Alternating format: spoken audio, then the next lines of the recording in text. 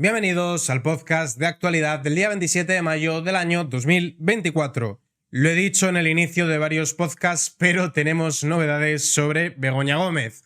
Y esta vez no viene sola, viene acompañada de su cuñado, el hermanísimo de su reverendísima hermosidad Pedro el Magnánimo. Hablaremos de eso, hablaremos también de que el abogado de Begoña ha pedido cambiar la fecha del juicio porque le coincide con otro juicio. Maravilloso, oye.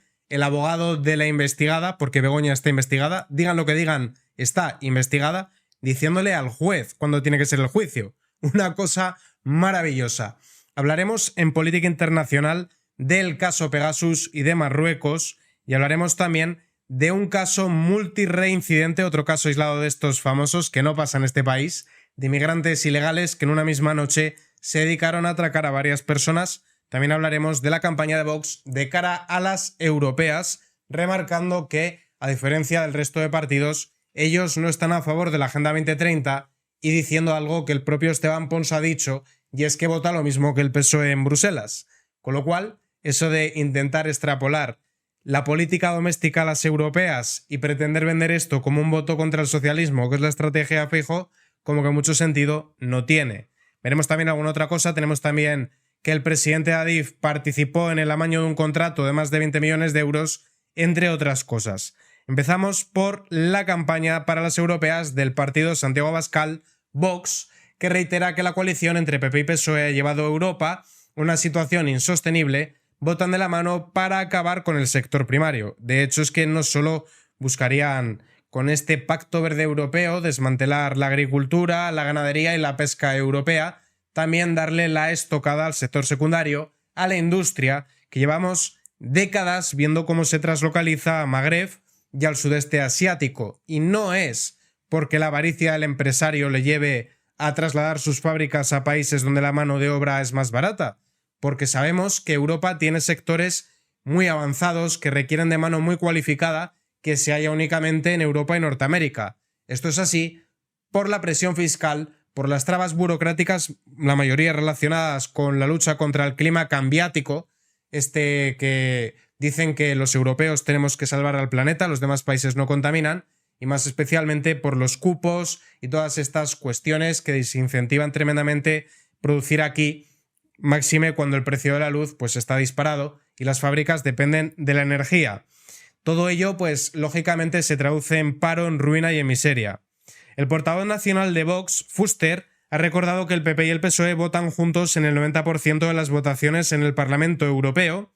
El bipartidismo en Bruselas es monopartidista, votan de la mano para desproteger las fronteras, acabar con la soberanía energética, trasladar nuestras fábricas a otros continentes, acaban con el sector primario europeo con planes verdes y leyes climáticas. Sus políticas nos han llevado a una situación insostenible. Insostenible e irracional, porque que alguien me explique, porque igual tengo algún tipo de merma y algún problema de comprensión, pero ¿cómo es posible que el productor europeo no pueda emplear el glifosato, que lo quieren prohibir, que es un herbicida, pero sí que pueda un sudafricano o un marroquí exportar productos agrícolas a España o a cualquier otro país europeo empleando 10 veces más que la cantidad de glifosato que emplea un agricultor español? ¿Qué pasa? ¿Que el glifosato solo es tóxico si se emplea en Europa? Y si se emplea en otro país, no. Te dirán, no, es que luego la cáscara de las aves es más frágil y entonces se mueren los pollitos. Oye, y las aves de Marruecos no, son resistentes al glifosato. Verdaderamente son políticas que uno no entiende. Se lleva llegado pues una situación que yo cuando lo leí no daba crédito. Marruecos regando fresas y regando tomates con aguas fecales, una serie de enfermedades derivadas de la práctica esa. Y dices, oye, ¿cómo es posible que a los productores europeos se les exija estos estándares de calidad y que luego cualquiera pueda exportar a Europa sin cumplir las más mínimas condiciones de seguridad alimentaria? Y es que es una cuestión que la única explicación que uno le encuentra son sobornos, porque si no es imposible de entender que hagan esto, que es un suicidio económico. Fuster, por otra parte, también ha señalado que Marruecos ha superado a España y se ha convertido en el primer exportador a países de la Unión Europea. Así ha reiterado que el 10 de junio culminarán su estafa y volverán a darse la mano con el PSOE en Bruselas. Ya digo que las europeas no se pueden entender en clave nacional, en clave de política doméstica, porque las directrices que se aprueban en el Parlamento Europeo acaban convirtiéndose en legislación en España, con lo cual vamos a empezar a entender que las europeas no hay que tomarlas a pitorreo y vamos por favor a votar. Y el otro tema que han tocado es la cuestión migratoria, y esta noticia es una prueba más de cómo la inmigración ilegal se da la mano con la delincuencia. 5 inmigrantes ilegales marroquíes agreden y roban a varias personas en una misma noche en Lanzarote. Todos los partidos del arco parlamentario, excepto Vox, quieren regularizar a 500.000 inmigrantes ilegales, contribuyendo de esta forma a que el efecto llamada crezca y cada vez más personas intenten entrar por España a Europa. Agentes de la policía de Arrecife, Lanzarote, investigan la implicación de 5 ilegales marroquíes en numerosos robos y agresiones en la misma noche en la localidad canaria. Hasta el momento, solo 3 de ellos han sido detenidos. Los hechos tuvieron lugar el pasado 18 de abril y dirán, en el programa de la Susana Griso, que será culpa del capitalismo y culpa de los españoles, que somos racistas y no les sabemos integrar. Toca ahora hablar del hermanísimo de su santidad. El hermano de Sánchez ha cobrado la Diputación de Badajoz 261.000 euros y ha elevado su patrimonio en 1,7 millones. Recordad que mientras persiguen a empresas como Ferrovial, a los youtubers que se van a Andorra, a los ingenieros que se van a Alemania y a cualquier persona que quiera salvar su patrimonio ante la presión fiscal de Sánchez, que ha subido en 69 veces los impuestos, pues su hermano se ha ido a Portugal a tributar menos, a pesar de que cobra una nómina pública que pagamos religiosamente todos los españoles con nuestros impuestos. Una persona que se ha llevado auténticas millonadas de dinero público para sus obras, que no recaudan lo que cuesta hacerlas, porque vive de lo público, porque vive del rédito de ser el hermano de quien es. Un claro ejemplo de nepotismo de manual, pero como es el hermano de Sánchez, te dirán que no hay conflicto de intereses, como tampoco encuentran conflicto de intereses con Begoña Gómez. Este aumento no se justifica en sus declaraciones. David Sánchez no presenta IRPF. El hermano de Sánchez ha cobrado a la Diputación de Badajoz la cantidad que habíamos dicho antes, 261.000 euros, y ha elevado su patrimonio a 1,7 millones con un sueldo de entre 48.000 y 55.500. Sus actividades privadas por cuenta propia ni otras remuneraciones con cargo a administraciones, y a esto se añade que David Sánchez Castejón no declara IRPF. Vox se querella contra Sánchez tras las revelaciones de Voz Populi de que pagó con dinero público la presentación de su libro, de igual forma que Begoña pagó con dinero de la Complutense su página web. Vox ha interpuesto querella contra el presidente del gobierno por presunta malversación de caudales públicos y, por cierto, uno de los 6 ilícitos de los fondos europeos que se le imputarían a Sánchez sería también el de malversación. La querella a la que ha tenido acceso Voz Populi se hace eco de la información publicada por este medio. La querella determina que el acto fue sufragado con fondos públicos de los asignados a Presidencia y los presupuestos públicos del Estado para un acto de naturaleza privada. Además es que el libro ni siquiera lo escribió él. Fraudulenta utilización de dinero público, irregularidad y administración desleal. Una fraudulenta utilización del dinero público.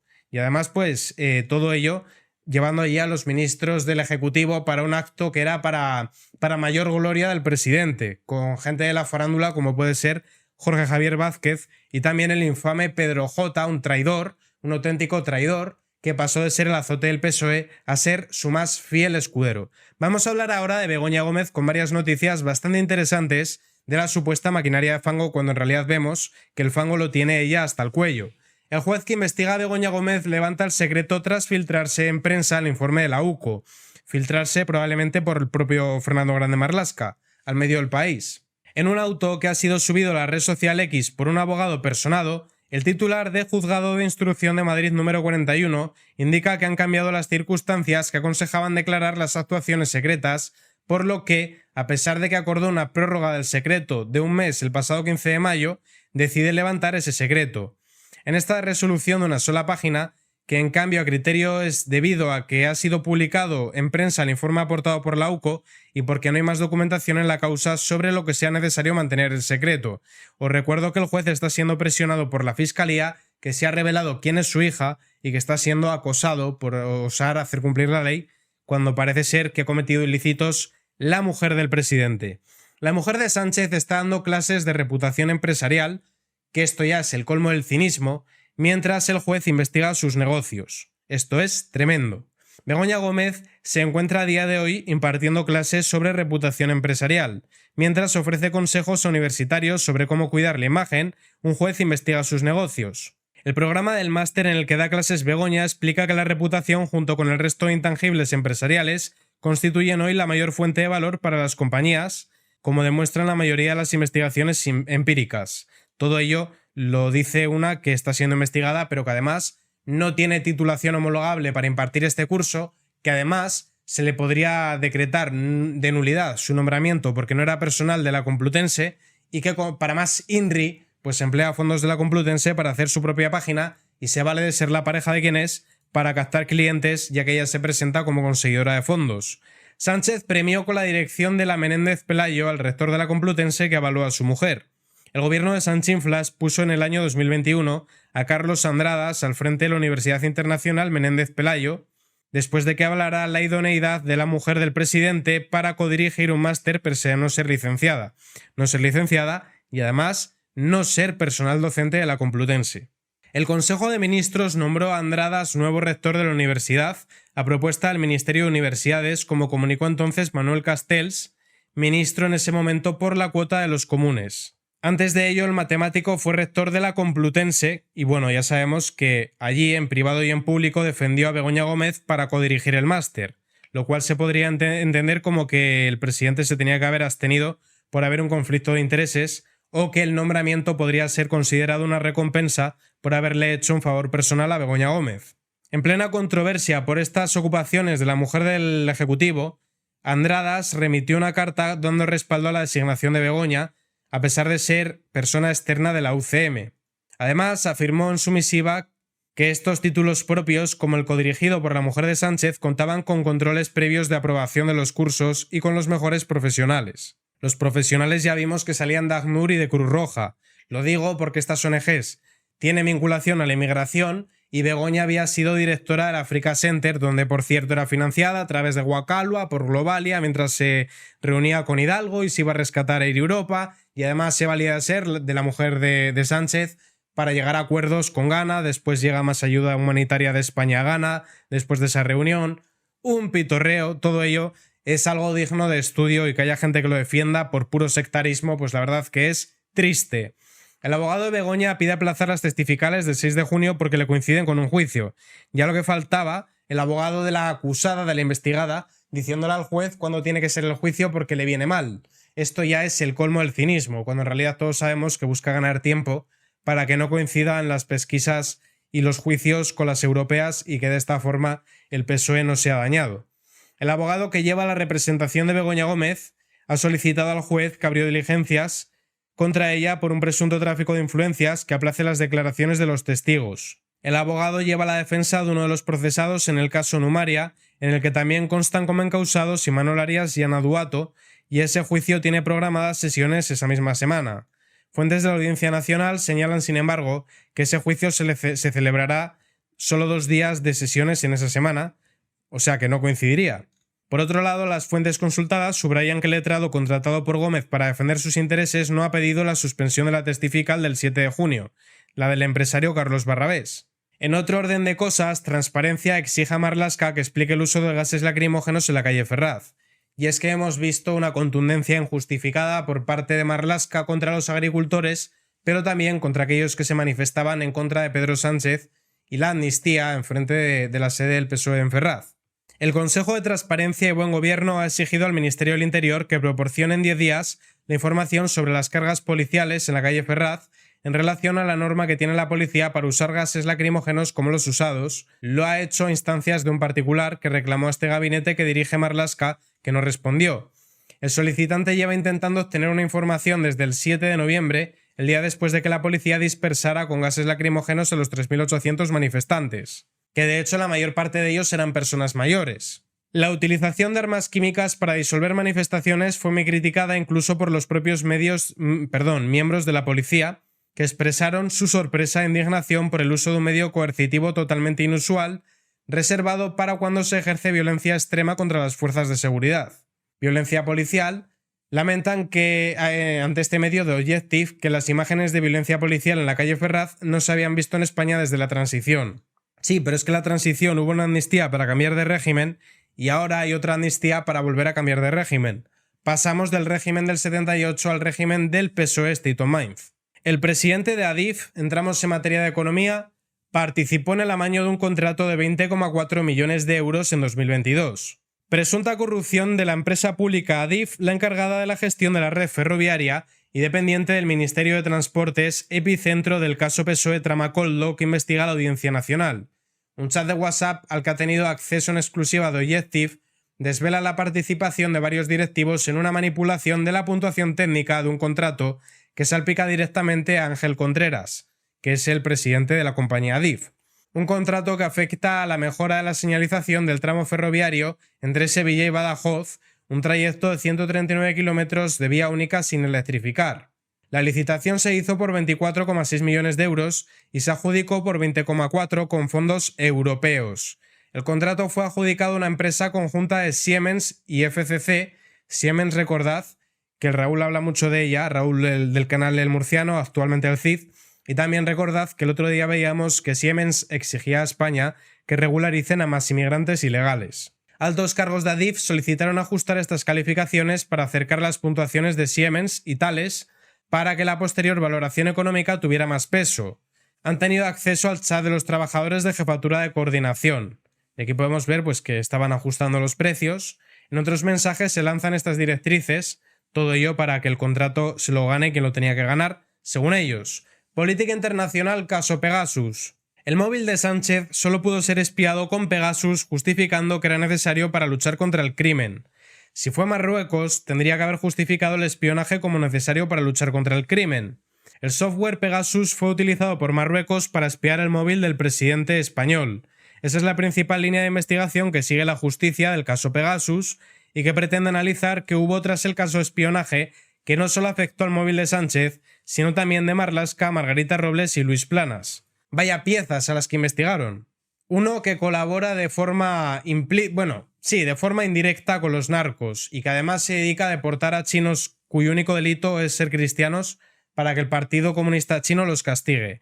Una que encerró en prisión a un hombre inocente y que después se demostró que no había hecho absolutamente nada y que presuntamente adoptó una niña filipina y cuando se aburrió la devolvió. Lo mejor de cada casa. La empresa desarrolladora del software es la israelí NSO. Al margen del material obtenido de los móviles de los miembros del gobierno, afirmaciones del propio grupo justifican ya la investigación judicial. Según la compañía, solo permiten usar su sistema para ayudar a las agencias gubernamentales a investigar el crimen y el terrorismo. Pegasus ha servido para hackear los teléfonos móviles de 60 políticos, abogados e implicados en el golpe separatista del 1 de octubre. La empresa aclara en su propia documentación que creamos la tecnología para ayudar a las agencias gubernamentales. El grupo de desarrollo de productos de ciberinteligencia añade que los productos son utilizados exclusivamente por agencias de inteligencia y en aplicación de la ley para luchar contra el crimen. No obstante, como el PSOE es una mafia criminal, está bien utilizarlo contra ellos. El otro día en un vídeo mostré todos los casos de corrupción del PSOE hasta la fecha, desde el 78, y la verdad que es una barbaridad la corrupción endémica de ese partido, a lo que han llegado, lo que roban, el caso de los ERE, todo lo que han hecho, todo el dinero que han sustraído de los españoles, muchas veces con la ayuda inestimable de UGT y comisiones obreras, y tienen el cinismo de hacer mociones de censura para luchar contra la corrupción y después nos enteramos de los asuntos de Begoña, de que medio gobierno está siendo investigado. Hablan de 145 años de honradez y son con diferencia el partido más corrupto de todos los que hay.